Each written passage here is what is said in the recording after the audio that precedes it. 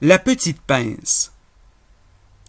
Il était un froid, dans le mirage d'un dessert blanc monté en neige, une petite pince qui fit la rencontre d'un navigateur en eau sucrée glacée qui était pain perdu après avoir englouti une parcelle de forêt noire sertie entre deux flancs.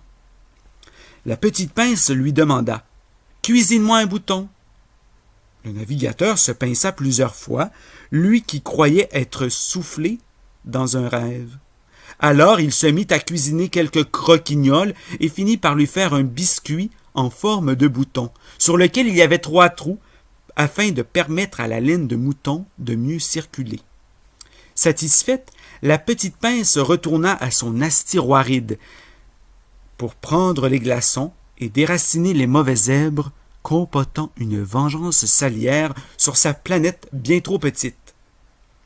Pendant qu'elle s'occupait avec soin de ses mignardises à l'eau de rose, elle découvrit que l'élixir de l'amour peut parfois être subtil. Mais que diable allait-elle faire dans cette galette? Elle voulait se faire de nouveaux amis et entreprit donc de voyager et quitta son marron savon.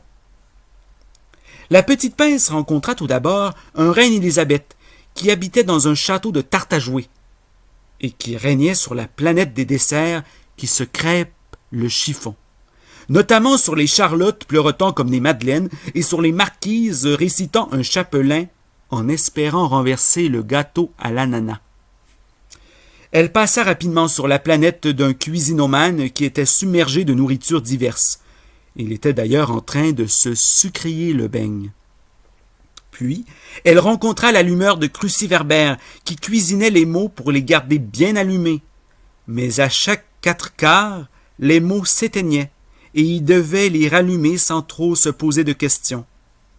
Puis vint un lexicographe qui écrivait d'énormes livres de recettes de la langue qui contiennent des bons, mais aussi des mauvais mots qui enlaidissent nos vies.